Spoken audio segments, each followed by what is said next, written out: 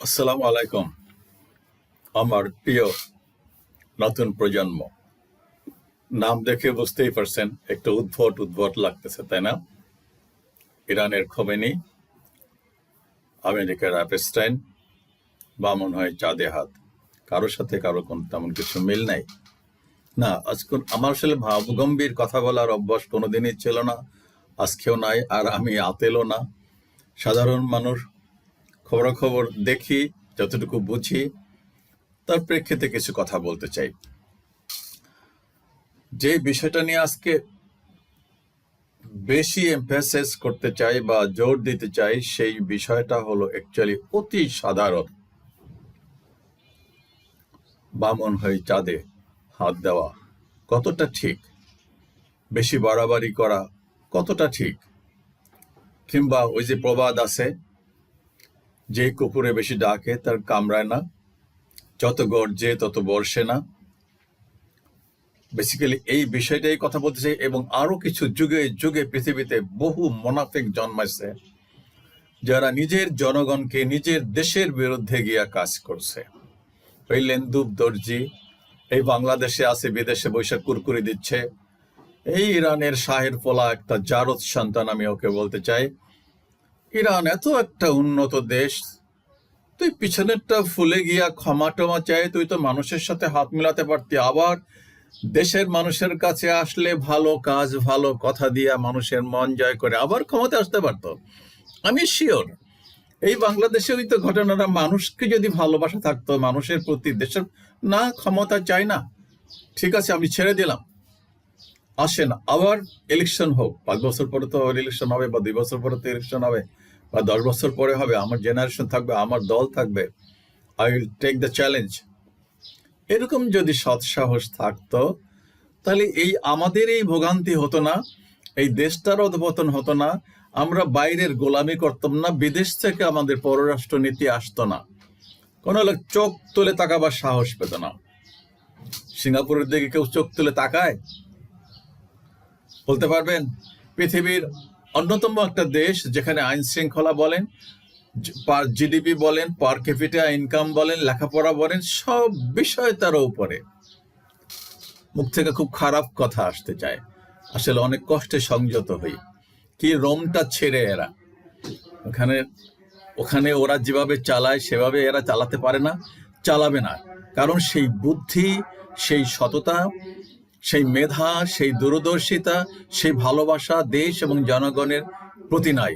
কুলঙ্গার, এরকম কুলঙ্গার পৃথিবীতে সব জায়গায় সব দেশে যুগে যুগে জন্মায়, আবার যুগে যুগে নিঃশেষ হয়ে যায়। রূঢ় বাস্তবতা আপনাদেরকে বলতেছি, শুধু পুঁথিগত বিদ্যা নয়, সারা পৃথিবীর কিছু ঘটনা বলি, বিশেষ করে ইসলামের কথাই আমি যদি বলতে চাই। দেখেন, এই যে ইহুদিদের নিয়ে যে আজকে সারা পৃথিবীতে তোলপাড়, দ্বিতীয় বিশ্বযুদ্ধে কি হয়েছে এই বিষয়ে কথা বলতে চাই না, কারণ ইউটিউবে সেন্সর মেন্সর করে অনেক সময়। আমি তো একটা ছোটখাটো মানুষ, আবার আর একটা চ্যানেল খোলো, আবার কথা বলো। কি করছিল? আপনি মেইন ক্যাম্প পড়ে দেখবেন যে ওর কি ক্ষোভটা ছিল এদের প্রতি, কেন এই ঘটনা ঘটলো। আর সবচেয়ে বড় প্রশ্ন, যে বহুবার বলছি, যে 3000-4000 বছরের একটা বিশ্বাস। মুসা আলাইহিস সালাম তো নবী, আমাদের বিশ্বাস না করলে আমাদের ঈমান থাকবে না, তাহলে আমি একজন মুসলমান থাকবো না। অত্যন্ত প্রভাবশালী একজন নবী, যিনি আল্লাহর সাথে সরাসরি কথা বলছেন, যার জন্য বলা হয় মুসা কলিমুল্লাহ। এবং আমি কোরআনের কথা বলছি, ওদের সম্পর্কে অনেক আয়াত আছে, এবং সেটা সবচেয়ে বড় কথা যেটা হলো, সেটা বলতেছে, আমি তোমাদেরকে বহু কিছু নেয়ামত দিয়েছিলাম, তোমাদেরকে পৃথিবীতে শ্রেষ্ঠত্ব দিয়েছিলাম, কিন্তু তোমার একটাই সমস্যা, ইউ আর সো আনগ্রেটফুল, তোমাদের কোনো শুকরিয়া নাই। কি হচ্ছে চোখের সামনে তো দেখতে পাচ্ছেন, আমি বলতেছি দেখতে পাচ্ছেন তো, খবরাখবর তো রাখেন, পৃথিবীতে কি একটা অশান্তি। ওরা ওইখানে জায়গাটা নিয়ে যদি মিলেমিশে থাকতো সবার সাথে, তারা সব দখল করবে, বিশাল বড় একটা দেশ বানাবে। তোমাদের তো কোনো অস্তিত্বেরই প্রশ্ন তো। আর এই আমেরিকা যে এদেরকে এত ভালোবাসে, আমেরিকার আমি বলছি, আমি তো বাইরের ভিডিও ইউটিউব চ্যানেলগুলো বেশিরভাগই দেখি, CNN, BBC, আল জাজিরা, যাই বলেন, NBC, অনেক এবিসি নিউজ, অনেক অনেক চ্যানেল আছে। আমেরিকা তো একটা বড় দেশ, তা আমেরিকা একটা স্টেট দিয়ে দিতে পারে না এদেরকে? এত দয়া, এত ভালোবাসা, একটা দ্বীপ দিয়ে দিতে পারে। ওদের অনেক দ্বীপ আছে, অনেক দেশ অনেক জায়গা দখল করে রাখছে। আপনাদের কাছে এই প্রশ্নটা জাগে না যে হ্যাঁ তাই তো, আমার আমার যে আঙ্কেল তো ঠিক কথাই বলতেছে যে এতই যদি ভালোবাসা, এতই যদি দরদ, তাহলে ওদের একটা স্টেটে ওদের তো কত জায়গা পড়ে আছে, 1,00,000 বর্গ কিলোমিটার বা 1,00,000 মাইল ওদের দেশ। সরি, 1,00,000 বলতেছি, 1,00,00,000, 1,00,00,000 বর্গ কিলোমিটার বা আরো বেশি। সো একটা বিশাল দেশ। আরো তো ওরা তো দখল কিনে নিতে পারে কোনো একটা জায়গা, কোথাও একটা দ্বীপ আছে, বিভিন্ন দ্বীপ ওদের তো আছেই, তো ওই যে হাওয়াই দ্বীপ, অমুক দ্বীপ, বিভিন্ন জায়গায় সেনাঘাটি আছে।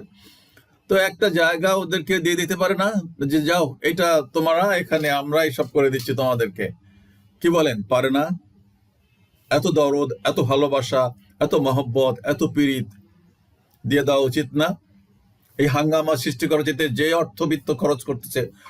আর একটা জিনিস দেখেন, এই আমেরিকাতে যদি আপনি দেখেন যে এখানে ড্রাগ এডিক্টেড মানুষ, হোমলেস মানুষ কত বলে যদি সার্চ দেন, দেখবেন লক্ষ লক্ষ মানুষ রাস্তায় ঘুমায়, বাড়িঘর নাই। কি মানবতর জীবন যাপন করতে, তাদের স্বাস্থ্য, তাদের খাওয়া, তাদের সবাই এডিক্টেড, বেশিরভাগই এডিক্টেড, ম্যাক্সিমাম এডিক্টেড। সেটা একটা অবিশ্বাস্য বিষয়। তারপর ওদের যে ঋণ আছে, বা জনগণের কাছ থেকে ঋণ নিচ্ছে, তো সেই ঋণ তো আছে আমার মনে হয় কত শত ট্রিলিয়ন ট্রিলিয়ন ডলার। এখন তারা এই দেশ দখল করবে, ওই দেশের প্রাকৃতিক সম্পদ কাইরা নেবে, অমুকের মাথা তুলে দাঁড়াতে দেবে না, তমুকের মাথা তুলে দাঁড়াতে পারবে না, তমুকের উপর স্যাংশন। আর সেক্স স্ক্যান্ডাল, এটা অমানবিক, অসভ্য। এদের দেশ তো কোনো সিস্টেম নাই, ওরা তো এগুলো বোঝে না। ওরা যিশু খ্রিস্টকে বলে আল্লাহর পুত্র, যিশু খ্রিস্টকে মানে আল্লাহ। ওদের দেশে এইসব কোনো বিষয় নেই। বলছি তো ওপেন সেক্স, যে সমস্ত ঘটনা ঘটে, এই যে অ্যাপেস্টাইন, মিস্টার অ্যাপেস্টাইন, এর বিষয়ে কথা বলতে চাই। আসলে বেসিক্যালি এটা শিক্ষণীয় আপনাদের জন্য। আমি বলতেছি, আমি জীবন থেকে এটা শিখেছি। আমি যে লেভেলের, আমার সেই লেভেলেই আমার থাকা উচিত, সেই লেভেলেরই আমার বন্ধু বান্ধব থাকা উচিত, বা আমার বিয়ে শাদী আত্মীয়তা। এটা বুদ্ধিমানের কাজ। আপনি যা সামাল দিতে পারবেন না সেখানে আপনি যাওয়াই উচিত না, আমি বলবো আর কি। হ্যাঁ, আর সেটা যদি যেতেও চান, মানুষ নিচ থেকে উঠে আসে, আমি সেটাকে অ্যাপ্রিসিয়েট করি, কিন্তু সেটা খারাপ চেন্সে নয়। মানুষ তো উঠে আসবেই, স্বাভাবিকতা। মুসির পোলা প্রেসিডেন্ট হবে না, হওয়া উচিত। ইসলামে কোনো বার নাই। ইসলামে তো বলা হয়েছে যদি মুসির পোলাও যদি সে ইমাম হওয়ার যোগ্যতা রাখে, সব কিছুতে মিলায়, সব বিচারে, সব মানদণ্ডে, তোমরা তাকে মানবা। এটাই নবীর নির্দেশ, নেতা মানবা। এবং হয়েছেও সেটাই ইসলামে। বেলাল তো একজন দাস ছিল, কালো হাফসি। সে তো মুয়াজ্জিন নির্বাচিত হয়েছে, আর তো বহু লোক ছিল সেখানে। সম্মানও করে, নবীর সবসময় কাছাকাছিই থাকতো, একটা স্পেশাল ফেভার পাইতো সে। যাই হোক, যে কোনো নেতা যদি সব ক্রাইটেরিয়ারে সে কোথেকে আসছে, কি করছে না করছে, এগুলো বিচার্য বিষয় নয়। তার যোগ্যতা যদি থাকে তাকে নেতা মানো, এটাই ইসলামের নির্দেশ। আমি যেটা বলতেছিলাম, এই অ্যাপেস্টাইন অত্যন্ত মেধাবী ছিল, কিন্তু তার বাপ ছিল বাগানের মালি। আমার 1 বছর আগে তার জন্ম। বাপ ছিল বাগানের মালি, মালির পোলা। সে চেহারা টেহারা সুন্দর ছিল, মেধাও ছিল, বলছি তো। কিন্তু সে সেটাকে পজিটিভ কাজে না লাগাইয়া সে লাগাইছে শয়তানি কাজে, নেগেটিভ কাজে। আমাদের সাথে কিছু ছেলে পেলে পড়তো ইচ্ছিরে পাকা, লেখাপড়ায় ভালো কিন্তু ইচ্ছিরে পাকা, মায়াগো পিছনে দৌড়াবে, আড্ডাবাজি করবে, রাজনীতিও করবে, মানে শেষ, খতম। ও সব খতম, আরো বহু আগে খতম হয়েছে, 70-71 সালে খতম হয়েছে।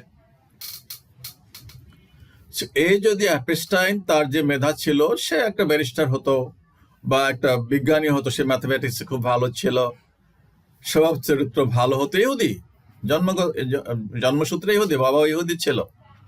তো এই যে ইহুদিদের সম্পর্কে বলা হয়েছে এরা এতটাই বুদ্ধি, এতটাই মেধা, এতটাই চালাক, কিন্তু সেই চালাক, সেই বুদ্ধি, সেই মেধা, সেই দক্ষতা সব অপকর্মে ব্যবহার করছে। কোনো শুকরিয়া তো নাই, আর কোনো ভালো কাজে ব্যবহার করে না এখন পর্যন্ত। অ্যাজ অফ নাও পৃথিবীতে কিভাবে পৃথিবীটাকে নিয়ন্ত্রণ করা যাবে, কিভাবে আরো টাকা কামাই করা যাবে, এটাই একমাত্র ধান্দা। কিভাবে ওই মজা করা যাবে, কিভাবে টিনেজ মেয়েদেরকে ভোগ করা যাবে। আরে বেটা, তোরও তো টিনেজ মেয়ে আছে, থাকতে পারে, না থাকলেও তো হবে, এটা স্বাভাবিক। কিভাবে তুই ওদেরকে এভাবে অ্যাবিউজ করস, এই সমস্ত ট্রাফিকিং করস, একটা মেয়েকে তার বাবার কাছ থেকে ছিনায় নিয়ে গিয়া ফুসলাই নিয়ে গিয়া একটা বেশ্যাখানায় দিবি, বা কাউকে প্রমোদ করার জন্য, আমোদ করার জন্য, ফুর্তি করার জন্য দিবি। তোর বিবেক বুদ্ধি মানে কিরকম?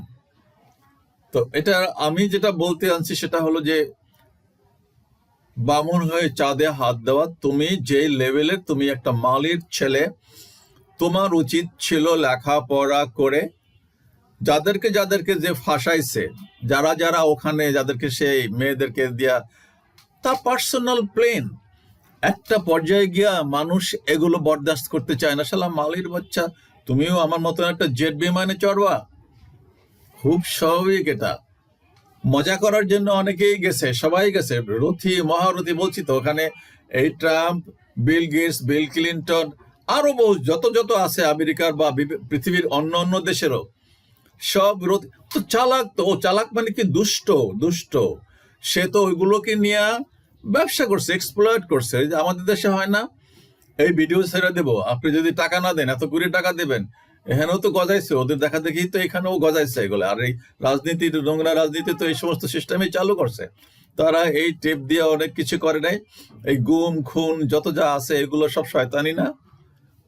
পৃথিবীতে শয়তানির সব একই চরিত্র, একই রকম, একই নেচার, একই পদ্ধতি। তো সে ওইগুলোকে তো ফাঁসাইছে। দেখেন শেষ পর্যন্ত কি হয়েছে জানেন? কি মনে হয় আপনাদের? এই যে কতগুলো স্লাইড আছে ওগুলোতে দেখবেন, খবরাখবর কি বলতেছে ওগুলোতে। আমি তো চোখে দেখি নাই, কিন্তু আমার বলতেছে ও যখন সুইসাইড করে তখন সেখানে ওর কোনো ওয়ার্নিং দেওয়া হয় নাই, ওর দারোয়ানরা কিছু টের পায় নাই। আর ওই ভিডিও ক্যামেরা সেগুলো, সিসি ক্যামেরা সেগুলো নষ্ট ছিল কয়েক মিনিটের জন্য। সব কন্ট্রোভার্সি, যে রিপোর্ট দিছে সেই রিপোর্টে মিডিয়া বিশ্বাস করে নাই। তার মানে কি হতে পারে? ওর যা হাত যত বড়, তার সাথে এই বিল ক্লিন্টন বা ট্রাম্প বা অন্য বিল গেটস এর হাত কি আরো বেশি লম্বা না? কি মনে হয় আপনাদের? ওদের হাত ওর চাইতে আরো বেশি লম্বা। ও তো ছিল মালির ছেলে, ওরা তো মালির ছেলে ছিল না। ওর বোঝা উচিত। যখনই একটু বাড়ছে, সব ধরা ধরা পড়ছে, যাতে আরো ফ্ল্যাশ না হয়, ওর কাছ ও কিছু বলতে না পারে, বাস যে কোনো উপায় ওরে সাইজ করছে, শেষ। এই তো ইতিহাস। অথচ ও যদি ওর বুদ্ধি, মেধা, দক্ষতা, দূরদর্শিতাকে ভালো কাজে লাগাতো, জনকল্যাণমূলক কিছু করতো, বা ব্যবসা বাণিজ্য করতো, বা রাজনীতি করতো, ও তো দেশের প্রেসিডেন্ট হতে পারতো, বিরাট বড় একটা ব্যবসায় হতে পারতো, সসম্মানে একটা সুন্দর জীবনযাপন করতে পারতো, বিশ্বখ্যাত একজন ব্যক্তিত্ব হতে পারতো। কিন্তু ওই যে মালির পোলা আর শয়তানি বুদ্ধি, অপকর্ম।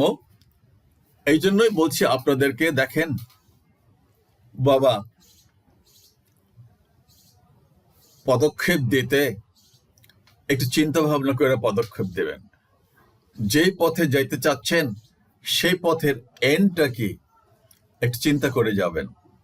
আপনি কি মানুষের ক্ষতি করতেছেন না উপকার করতেছেন? যা করতেছেন সেটা কি নৈতিক দিক থেকে ভালো না মন্দ? অবশ্য এগুলো ওই সময় মাথায় কাজ করে না। আর যতগুলো চামচা মামচা থাকে পিছনে সামনে আসে, এগুলাও তো ওই একই টাইপের, একটাতেও রুখে দাঁড়ায় না। তো বলছি বাংলাদেশে একটা তো পদত্যাগ করছিল, যে আমি সরি, আমার শরীরটা ভালো না, আমি চাকরি করব না, বা ম্যাডাম আমি চাকরি করব না। আছে এরকম কোন নজির? বাট আমি অনুরোধ করতেছি, আমার সম্পর্কে আমি বলতে চাই না আমি কি করছি না না করছি, আই ড্যাম কেয়ার। সোজা কথা, আমার এই চাকরির দরকার নাই, আমার এই 20 টাকার দরকার নাই। So, আপনাদেরকেও বলতেছি, যদি জীবনে এরকম কোনো পরিস্থিতি আসে যেটা অনৈতিক, অন্যায়, জুলুম, অত্যাচার, সেখানে যত বড় স্বার্থই আপনি থাকুক, কখনো কখনো সামনাসামনি প্রতিবাদ করতে নাই। আপনার কলিগ ঘুষ খাচ্ছে, আপনি যদি সেটা প্রতিবাদ করতে যান, একটা ক্ল্যাশ দেখা দিবে, আপনার জীবন হুমকির মুখে আসবে, ভাড়াটিয়া লোক দিয়ে আপনাকে ম্যানেজ করে দিবে। আপনার দরকার নাই, let them go to hell. আপনি আস্তে করে ট্যাক্টফুল্লি ওখান থেকে চলে যান, চাকরি ছেড়ে দেন, অথবা চুপচাপ চাকরি করেন, ওটা ওভারলুক করেন। আপনার এটা নিয়ে একটা কোনো ধরনের মাথা ব্যথা থাকা উচিত না। বা ছাইরে আসেন, নিজে একটা ব্যবসা করেন, নিজে অন্য জায়গায় চলে যান, চাকরি করেন, বা অন্য আউটলেটে চলে যান। ম্যানেজমেন্টকে বলেন যে স্যার আমাকে একটু ট্রান্সফার দেন, বা অনেক সময় পোস্ট খালি হয়, সুইচ করেন, সোজা কথা আর কি। এদের সাথে ক্ল্যাশে যাওয়ার আপনার কোনো দরকার নেই, পারবেন না। হ্যাঁ, যখন একটা পজিশনে যাবেন যে এখন কিছু ফ্ল্যাশ করা যায়, বলা যায় যে প্রোটেক্ট করতে পারবেন, বা কোনো কিছু ফাঁসে গেছে, তখন ওরা এমনিতেই, এটা আজ হোক কাল হোক, ওরা ফাঁসবে, স্বাভাবিক কথা এটা। যেমন এই অ্যাপস্টাইন ফাঁসছে না, পচা শামুকে পা কাটে। Extreme of anything is bad. ঠিক আছে? সো আমার অনুরোধ, জীবনে যেখানেই থাকেন, আপনি গরিব হতে পারেন, সুবিধা বঞ্চিত বহু লোকজন উঠে আসে, আপনারা সবাই উঠে আসেন, সেটাই কামনা করি। কিন্তু সীমা লঙ্ঘন করবেন না, খারাপ করতেছেন কি ভালো করতেছেন সেটা চিন্তা করবেন, ট্র্যাকটা ঠিক রাখেন।